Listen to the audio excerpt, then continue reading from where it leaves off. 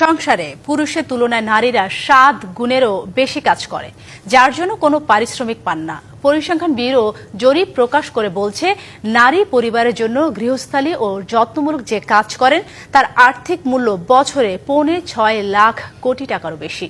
নারী রান্নার জন্য সংসারে যে শ্রম ও সময় ব্যয় করেন তার আর্থিক মূল্য প্রায় 2.5 লাখ কোটি টাকা। রাজধানী আগারগাঁওয়ে বিবিএস ভবনে বাংলাদেশে অবৈতনিক কাজের স্বীকৃতি নিয়ে ইউএন ইউমেনের সহযোগিতায় পরিসংখ্যান ব্যুরো জরিপ প্রকাশ করে। বাংলাদেশ সহ 36টি দেশে এই ধরনের জরিপ প্রকাশ করা হয়েছে। অবৈতনিক কাজের এই হিসাব জিডিপিতে সংযুক্ত করা হবে জাতিসংঘের অনুমোদন সাপেক্ষে।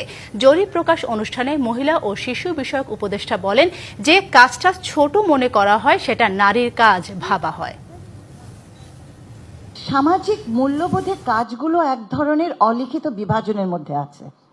সেই বিভাজনের ভেতরে ডোমেস্টিক ওয়ার্ক কাজটা ফেলে দেওয়া হয়েছে মেয়েদের উপরে এবং বাইরের কাজটা ফেলে